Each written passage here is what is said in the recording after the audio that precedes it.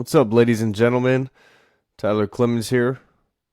Obviously, this is the Clemmontime podcast. You might already know that by now. We're about 20 episodes deep.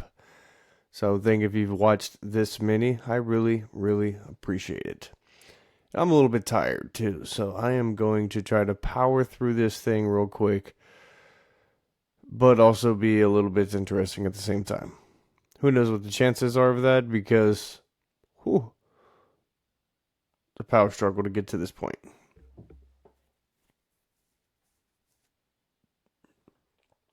I also have no idea how well this is going to come out because I spent the last about 10 minutes trying to test run this to make sure it sounds good.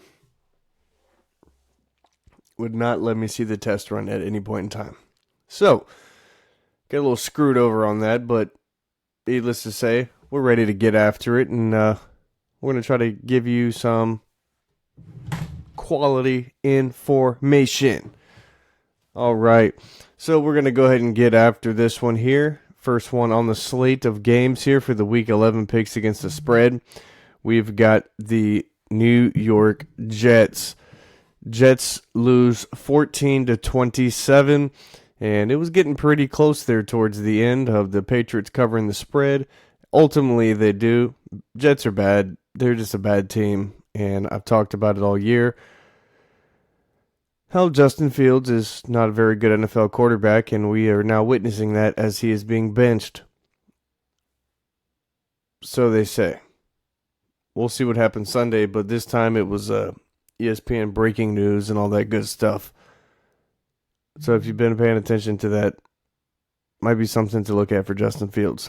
It may have started his last game in the NFL. I went Patriots minus 10.5, and they covered that by 13. So that was really 11-point spread there. And hey, Patriots are the best team right now in the AFC. In my opinion, they have the best record, and they are winning. Plain and simple. That's all they're doing.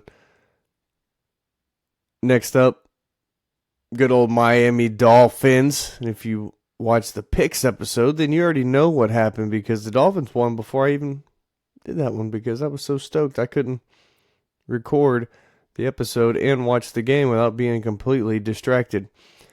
Dolphins versus Commanders.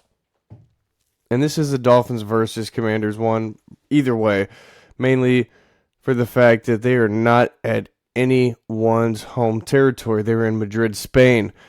Dolphins were considered the home team, Commanders the away team, of course. Dolphins did everything possible to try to give the Commanders this game. Everything possible. The amount of fourth downs the Dolphins went for this, where they could have taken points and they did not, and they didn't get any points. And Commanders did the same thing. But then the Commanders had a chance to win this game with a field goal, and they missed it. And the Dolphins go in overtime with it and get the interception on the first passing play of overtime. So, wild turn of events. Dolphins end up stealing this one. But that's 2 consecutive victories for the Dolphins. And hey, I pick them every week. I don't care what the spread is. That's me picking my team regardless of what I'm seeing on the paper. Dolphins cover it. Minus 2.5. 16-13. Cover it by the skin of their teeth. That was a 9:30 game, and we're going to move on to Carolina at Atlanta. Atlanta played a really good game. I was not expecting it to be as close, even though this was a minus 3.5 favorite for Atlanta. And I was kind of curious of the fact that the Falcons were being the favorite after a 30-0 performance the previous time. So my instincts wanted me to go with the Carolina Panthers, and that was the best case scenario. Now, they made it really close there in the end, but Panthers find a way to win, and they are a pretty good team. Hell, 5'10", 5'11" Bryce Young threw for 400-something yards in this game. Had a hell of a game. just lit up the Falcons' defense. So that was a big surprise as well. Just goes to show you that any given Sunday, things can happen. Things that you didn't expect to happen, which there's another one on here that's a little bit of a head scratcher for me. And it kind of bit me in the butt and the picks aspect. So I went Carolina plus 3.5. So all they had to do was not lose by any more than 4. So they cover the spread. So I start off real hot here, 3-0 to go here early in these picks. The next one we have is Tampa Bay at Buffalo. And whew, boy, let me tell you. First half, really could have thought that the Buccaneers were going to probably take this one. You could see the Josh Allen having to do a lot, being a factor in this game. He had a silly interception that just didn't make any sense. Really just forced the ball. No reason to even throw what he threw, but he did it anyways and forced a turnover. And I think they just told him there's no reason to do that. So what does Josh Allen do? Well, he goes nuclear. He goes for 6 contributed touchdowns. And if you play fantasy, you got a 50 burger with him. So that was really nice. Bills find a way to beat the Tampa Bay Buccaneers. Just really good game, honestly, all around. Watching the game as a fan, if you're a casual fan, you probably really enjoyed watching this because there's a lot of big plays. Really surprised that Sean Tucker was the big output rusher for the Tampa Bay Buccaneers. You would have thought Rachaad White, because I had him in fantasy, that he would have gotten majority of the carries, but Sean Tucker seemed to be the more explosive back, and he seemed to take majority of the carries in this game, and he's probably going to be him and Sean Tucker and Bucky Irving as soon as Bucky Irving gets back as well. So I went Tampa Bay plus 5.5, and they did not cover, of course. They lose by 12. Because the freak of nature, Josh Allen, decided that he was going to turn things on in this game and let everybody know that I am the man to beat in the AFC East. I think the Patriots have something to say, though. Going to go ahead and move on to the Houston at Tennessee. And, wow, this one was a big spread. I really thought Houston would play a little bit better in this, but they do get the win, 16-13. They were a minus 7.5 favorite in this game. Not essential that I would pick a team with a backup quarterback to cover 8.5 or 7.5 spread, but I just feel like Tennessee has been so bad that what can you do? What can you do? And I totally forgot to mention this because it's the news now. Atlanta Falcons are going to be without Michael Penix. He tore his ACL, essentially. Partial tear. It's not going to go back together, so essentially either you're going to leave it like that and rehab it, or you're going to cut it, tear it, whatever, and put a new one in. I'm not sure how that's going to work. If you're a Dolphins fan like I am, you understand that Ryan Tannehill had the same issue to some extent. He had a partially torn ACL and decided not to do surgery. And in training camp, non-contact injury on the sideline. So, not sure how you feel about that, but that's something to consider with the Michael Penix injury. Back on the Houston, Tennessee wagon here. Tennessee just has nothing. You have 2 players, offensively and defensively, that you know and that are impact players, and that's the Jeffrey Simons, and Cam Ward for Tennessee. And Houston's got they got a couple guys on offense right now, and they got a few guys on defense. So Houston's supposed to be better They were anticipated to be better than what they were last year. But I believe the first year that D'Amico Ryans had was his tip-top year, and that last year they struggled to be at somewhat of the level that they were the previous year. And now this year has just been a kind of a big drop off, it seems like, for Houston. But hey, they're getting some wins under their belt here, and they're in a weak AFC division essentially. Colts are running that division here. As soon as I can remember exactly who's all in there, but Houston just squeaks that out. Just didn't cover that -7.5 that I was anticipating. And they really didn't look like they would the entire game for the most part. So, Tennessee, you kicked my butt on that one, but you did not kick Houston's. 16-13 your final. Next game up, Chicago at Minnesota. So Chicago sneaks this one out. Another close game that the Bears are able to execute plays when they need to. Big return once again. That seems to be the deciding factor in a lot of these games, where a team takes a lead and the ensuing kickoff, the team that's down needs a big return, and they get one. And then within a few plays, boom, field goal range. Or get a big return. Now you're in much better range to get a touchdown. Because now essentially there's 25, 30 seconds less that you actually have to use to try to travel downfield. But Chicago just doing exactly what they need. And hey, J.J. McCarthy does not look that good. He did not look good at all in this game. Made some throws there towards the end of the game that looked fairly decent, but he didn't play good in this game at all. In fact, he's the reason why they played from behind or had to play from behind, I should say. And Chicago just kind of got lackadaisical a little bit. It's any given Sunday, so NFL teams aren't going to give up at all.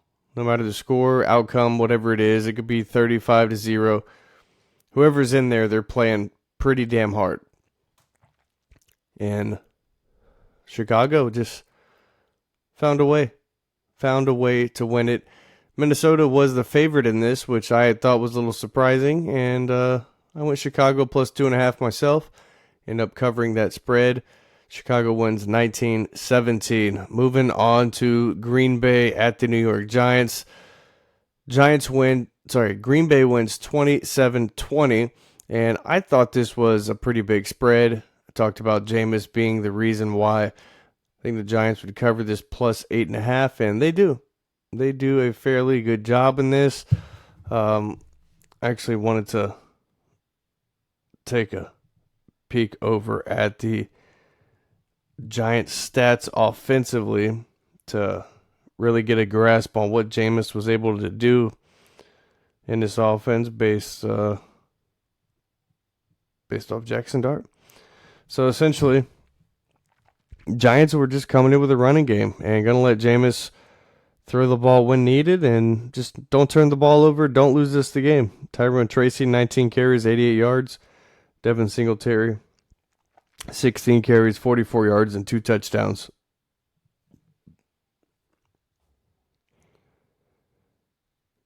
And, of course, Jameis, 3 carries, 10 yards, and a touchdown himself. So, really kept the running game as the main priority here. And just didn't have Jameis do anything crazy for the most part. And our guy, Jordan Love, having a Jordan Love game, of course. As in the weird one where he's 13-24, 174 yards, 2 touchdowns, no interceptions. Where he doesn't do a whole lot.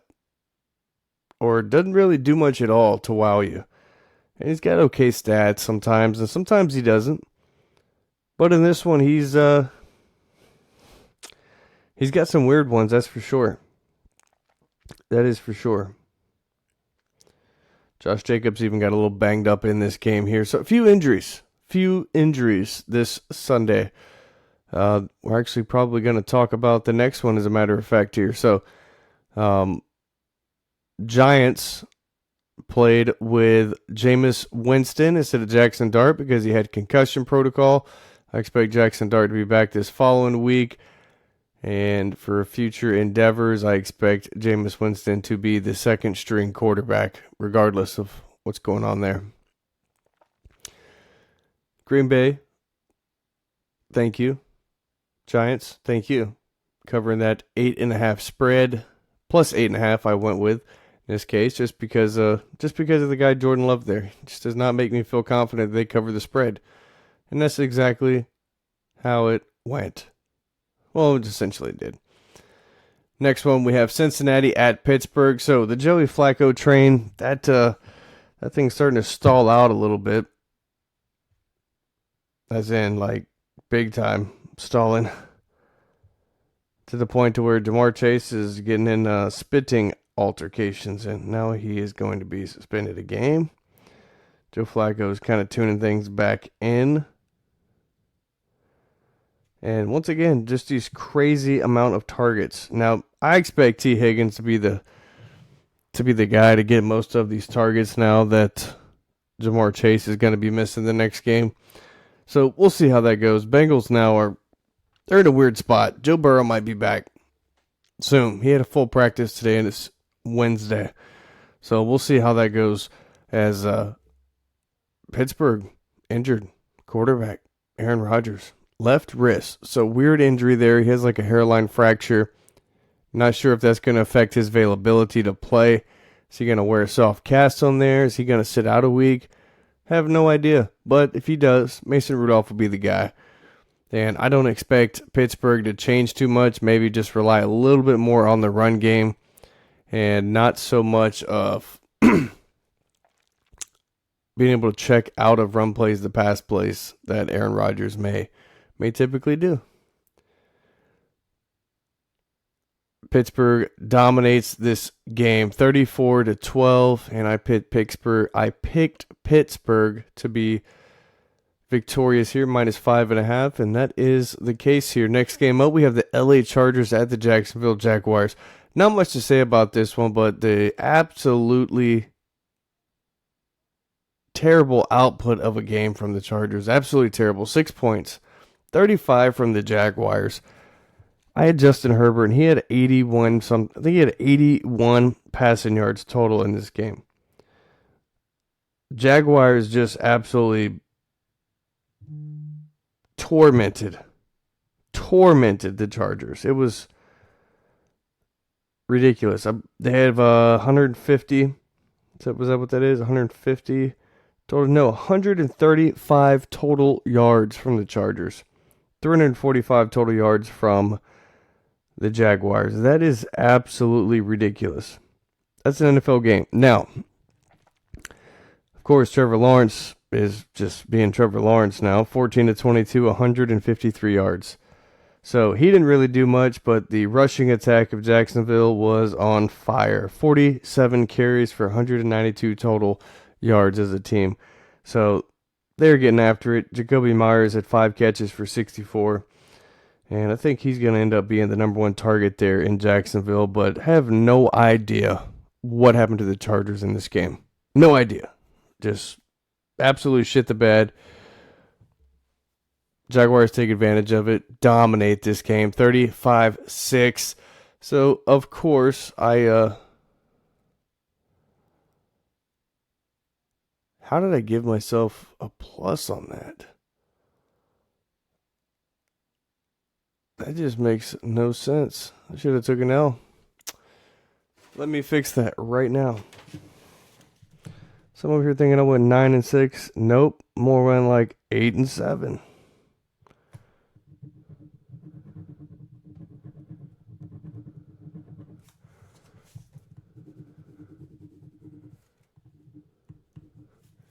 Wow. Thought I had a good week. Changed real quick.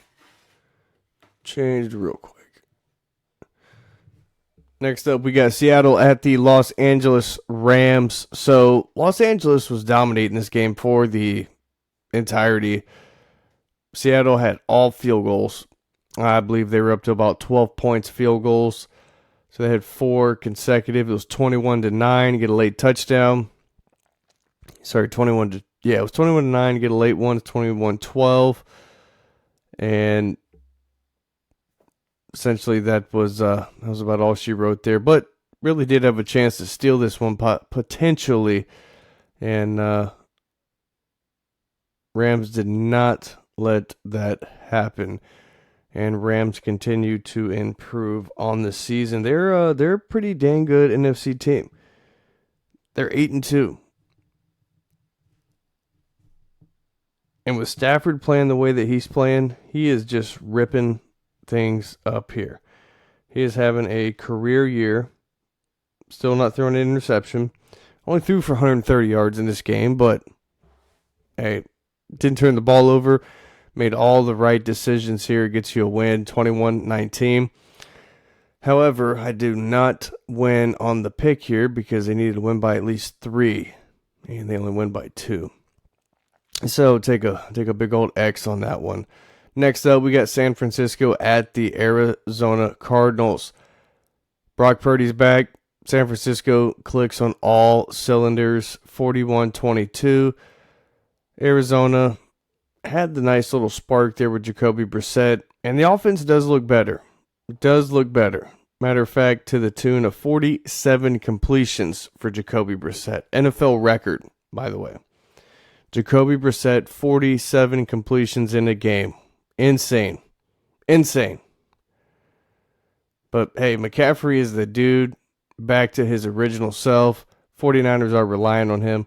And as long as he's going, 49ers offense is gonna be rolling, and they prove it. As I pick San Francisco, and they cover 41-22. Next up, Baltimore at Cleveland. Really weird game. Very, very weird game, and mainly to the aspect of Dylan Gabriel goes down. Shador comes in. Shador plays terrible for the most part. People come out trying to figure out why he plays so bad. It's because he doesn't get first team reps. Blah, blah, blah, blah, blah, blah, blah, blah, blah. Most people know that your backup quarterback's probably not even getting a rep all year. And he is just coming in knowing the playbook. Having no live reps, just knowing the playbook and understanding the play that's called. That's what backups do. That's what good long-term backups are able to do. Plain and simple. Shador is not a long-time backup. He's a rookie quarterback. If he was to have 40 games under his belt played as a backup, maybe I could expect him to come in and be pretty solid with no reps. But rookie, this offense, no first-team reps, doesn't make any sense. But hey, the rumor I heard, weirdly, is coming true a little bit sooner. Shador's going to start this next game. And I heard it was the last 4 of the regular season. Well, it's a little bit sooner than that. We'll see if he plays the rest of the season or if he doesn't.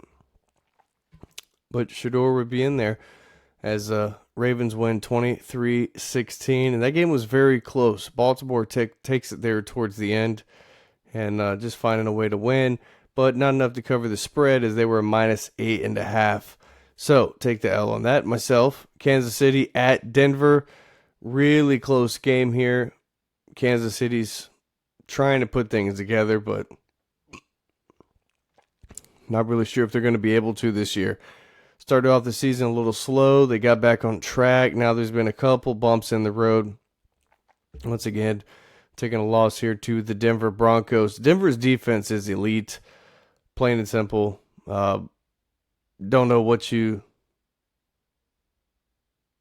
can expect from them week in and week out, but you can always expect the defense to be top-notch.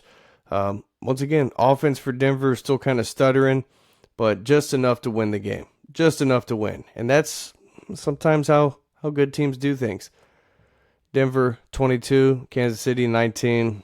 And of course, I picked my boy, my homie. He didn't cover. Doesn't cover. Last Sunday game coming up here, Detroit at Philadelphia. Whew, man, not a good game for Detroit at all. Philadelphia just found a way to get after Jared Goff, and he was off of his game. He was off his game big time. There was points of the game to where you can just tell he was completely flustered by the pressure, worried about getting hit, just everything you can think of. He was feeling it. He was feeling it. And hey, that's the way these games go sometimes. It's the NFL. They're going to find a way to get you off your game. That's what the Eagles did. Eagles find a way to win. Plain and simple. 16-9. And, of course, I picked Detroit in this. Last one here, and I picked my wife's Cowboys. Dallas at Vegas. 33-16 is your final. Dallas was a -3.5 favorite. And I just felt like the Dallas offense was going to be way too much for Vegas. And it turns out that this defense, with a few extra players that are well needed, could make a huge difference for this Dallas team. It's one game against the not-so-good Vegas Raiders, so we shall see. But expect Dallas here to maybe turn things up here and really compete in their division. Could be getting a wild card spot. For sure. For sure. Well, there we have it. I thought I went 9-6 there for about 20 minutes. And then things changed for me. And then I realized I went 8-7 because I can't read what I wrote and decide X or check mark to say yay or nay on it. But hey, I figured it out. Going 8-7 this week, and it is going to be an interesting next week. So, me and the wife going on our honeymoon after getting married about a year ago. Finally got this thing booked, ready to go to Tennessee. Going to spend a week up there in the Smoky Mountains. We have a log cabin we're going to be staying in. It's going to be beautiful. It's going to be nice. Hope the weather is what we expect it to be or hope it to be, I should say. But, hey, it's the weather. If it's out of our control, it's out of our control. But, needless to say, we're going to go enjoy ourselves. Don't know what the scheduling of my podcast is going to be now, but maybe I'll be putting up double duty videos. Anyways, thank you all for listening. If you've tuned in this long, it's been great talking to you. And we got a holiday right around the corner. Thanksgiving. It's going to be nice. It's going to be nice. Can't wait for all this food. And you get to spend time with family. So, once again, thank you all for listening. I am Tyler Clemens. This is the Clemmontime Podcast. I'm out.